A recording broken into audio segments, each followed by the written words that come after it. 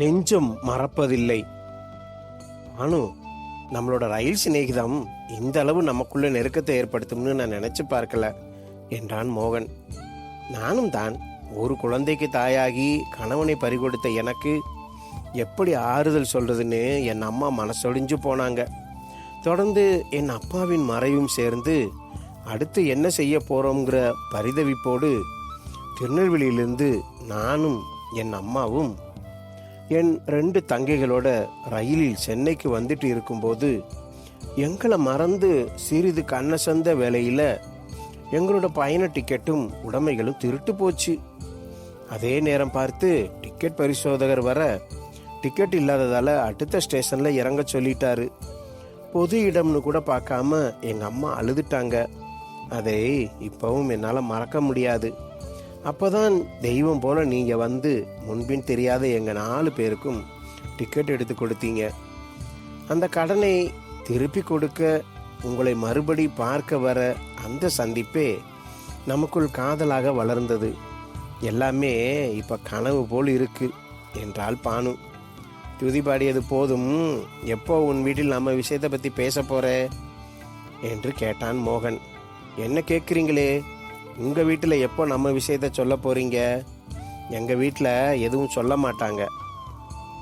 நண்பர்களே, இது நான் உங்கள் விஜே. நீங்கள் இணைந்திருப்பது உங்கள் தமிழ் நம்பர் 1 ஸ்டோரி சேனல். நீங்கள் இப்பொழுதுதான் முதல் முறையாக நம்முடைய சேனலை பார்க்கிறீர்கள் என்றால் மறக்காமல் சப்ஸ்கிரைப் செய்துவிட்டு வாங்க தொடர்ந்து கதைக்குள் போகலாம். என் மனைவி இறந்த பின் திருமணமே வேணாம்னு இருந்தேன். வீட்டில் எவ்வளவோ வற்புறுத்தினாங்க, நான் தான் சம்மதிக்கலை. இப்போ நானே கல்யாணம் பண்ணிக்கிறேன்னு சொன்னா அவங்க சந்தோஷப்படுவாங்க. அதனால நீ முதல்ல உங்க அம்மா கிட்ட கேட்டுட்டு வந்து சொல்லு என்றான். சரி, இன்னைக்கு கேட்கிறேன். எத்தனை நாளைக்கு தான் நீங்க எங்க வீட்டுக்கு வந்துட்டு போறதும் நாம கடற்கரையில் சந்திக்கிறதும் 4 பேர் பார்த்தா நல்லா இருக்காது. நான் இன்னைக்கு எங்க அம்மா கிட்ட கண்டிப்பாக பேசுறேன் என்றாள் பானு. அதன் பின் சிறிது நேரம் பேசி கொண்டிருந்து விட்டு இருவரும் கிளம்பினர். இரவு உணவுக்கு பின் பானுவின் குழந்தை மற்றும் அவளது 2 தங்கைகளும் தூங்க போயினர். பானு மட்டும் தூக்கம் வராமல் அம்மாவிடம் எப்படி பேச்சை ஆரம்பிப்பது என்று தவித்து கொண்டிருந்தாள். அப்போது அவளருகே வந்த அவளது அம்மா, பானு, அந்த மோகனை பற்றி நீ என்ன நினைக்கிற என்று கேட்டாள். ஏம்மா இப்படி திடீர்னு கேட்குற? எல்லாம் காரணமாகத்தான். மோகன் நமக்கு செஞ்ச உதவியும் அவரோட பணிவு, பழகும் இங்கிதம், இதெல்லாம் அந்த தம்பி மேலே எனக்கு ஒரு தனி மதிப்பை ஏற்படுத்தி இருக்கு. அவர் சம்மதிச்சாருன்னா உன்னை அவருக்கு கல்யாணம் செய்து வைக்கலாம்னு நினைக்கிறேன். நான் கண் மூடுறதுக்குள்ள உனக்கு ஒரு நல்ல வாழ்க்கை அமைஞ்சா எனக்கும் நிம்மதியாக இருக்கும். நீ ஒருத்தி சம்பாரிச்சுத்தான் நம்ம ஜீவனம் நடக்குது. அதுக்காக உன்னை இப்படியே விட்டுட முடியுமா? உனக்கு ஒரு வாழ்க்கை அமைச்சு கொடுத்தா தானே எனக்கு நிம்மதி. அதனால நீயும் இதுக்கு சம்மதிக்கணும். எத்தனை நாளைக்கு தான் நீ இப்படியே இருக்க முடியும்? என் காலத்துக்கு பின் உன் நிலைமை என்ன ஆகும்? அதுவும் மோகன் நமக்கு தெரிஞ்சவர். உன் மீதும் நம் குடும்பத்து மீதும் ரொம்ப அக்கறையோடு பழகிறார். உன்னை கடைசி வரைக்கும் நல்லா பார்த்துப்பாங்கிற நம்பிக்கை இருக்கு. உனக்கு சம்மதம்னா சொல்லு, நான் அவர்கிட்ட பேசுறேன் என்றாள். இந்த பேச்சை எப்படி ஆரம்பிப்பது என்று தடுமாறி கொண்டிருந்தவளுக்கு அம்மாவே இதை பற்றி பேசியதும் சந்தோஷமாக இருந்தது. உன் இஷ்டம் போல் நடக்கட்டுமா என்றாள் பானு. மறுநாள் ஞாயிற்றுக்கிழமை. அந்த பக்கம் ஒரு வேலையாக வந்த மோகன் பானு வீட்டிற்கு வந்தான். அப்போது பானுவின் அம்மா, மோகன், என் பொண்ணை உங்களுக்கு கல்யாணம் செஞ்சு கொடுக்கலாம்னு ஆசைப்படுறேன். நிராதரவாக இருந்த எங்களுக்கு நீங்கள் பல சமயங்களில் உதவி செஞ்சிருக்கீங்க. என் பொண்ணை நீங்கள் நல்லா பார்த்துப்பீங்கன்னு என் மனசுக்கு படுது. உங்களுக்கு சம்மதம்னா குடும்பத்தோடு வந்து முறைப்படி பாருங்க என்றாள். மோகனும் சந்தோஷத்துடன், எனக்கும் பானுவை பிடிச்சிருக்கு, சீக்கிரமா எங்கள் வீட்டில் பேசிட்டு எங்கள் அம்மா அப்பாவை உங்ககிட்ட வந்து பேச சொல்கிறேன் என்றான். சொன்னது போல் அடுத்த 2 வாரத்திற்கு பின் தன் குடும்பத்தாரோடு வந்தான். 2 குடும்பத்தாரும் பரஸ்பரம் விசாரித்து தெரிந்து கொண்டனர். பெண் பார்க்கும் சம்பிரதாயம் முடிந்த பின் மோகனிடம் தனியாக ஏதோ பேசினாள் பானு. விரைவில் தகவல் சொல்வதாக கூறி வந்தவர்கள் கிளம்பினர். 1 மாதம் கடந்தது. அன்று கடற்கரையில் பானுவும் மோகனும் சந்தித்தனர்.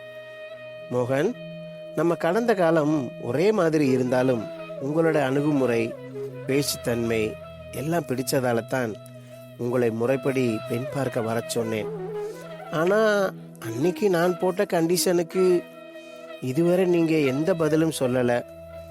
3 வருஷமா இப்படியே கேள்விக்குறியா பீச்சிலேயே பேசிக்கிட்டு இருக்கோம்.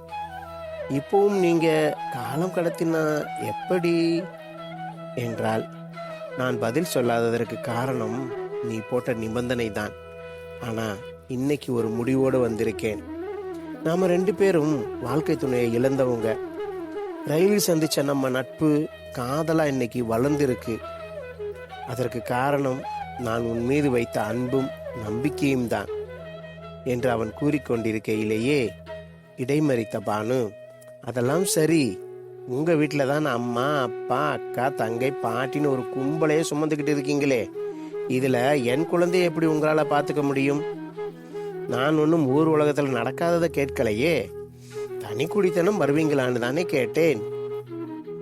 வேணும்னா உங்க குடும்பத்துக்கு மாசம் ஒரு தொகையை கொடுத்துடுங்க.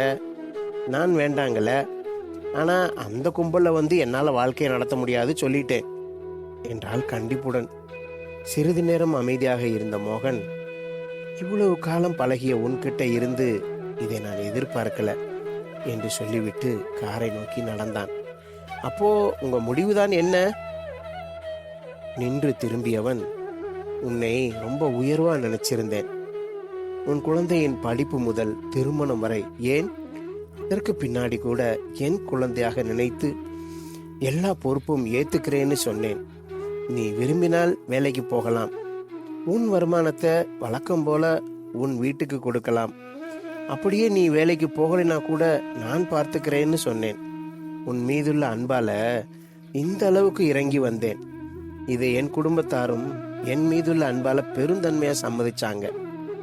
அப்படி இருக்கும்போது என்னிடம் உனக்கு எதிர்பார்ப்பு இருப்பது போல எனக்கும் உன்கிட்ட சில எதிர்பார்ப்புகள் இருக்கும்னு உன்னால நினைக்க முடியல. உன் சுயநலத்துக்காக அவங்கள விட்டு என்ன வர சொல்ற? என் குடும்பத்தினரோட பெருந்தன்மைக்கு முன் அவங்கள சுமையா நினைக்கும் நீ எனக்கு முக்கியமா தெரியல. ரயில் சிநேகம் வாழ்க்கை பயணமாக தொடரும்னு நினைச்சது என் தப்புத்தான் என்றவன் காரில் ஏறி சென்று விட்டான். இவ்வளவு காலம் பழகிய மோகனிடமிருந்து இந்த பதிலை எதிர்பார்க்காத பானு அதிர்ச்சியில் உறைந்தாள். ஒரு நல்லவரின் அன்பை இழந்து விட்டோமே என்ற ஆதங்கத்தில் அவள் நெஞ்சம் கனத்தது. நண்பர்களே, தொடர்ந்து இந்த கதையை குறித்த உங்கள் கமெண்ட்டுகளை கீழே பதிவிடுங்கள்.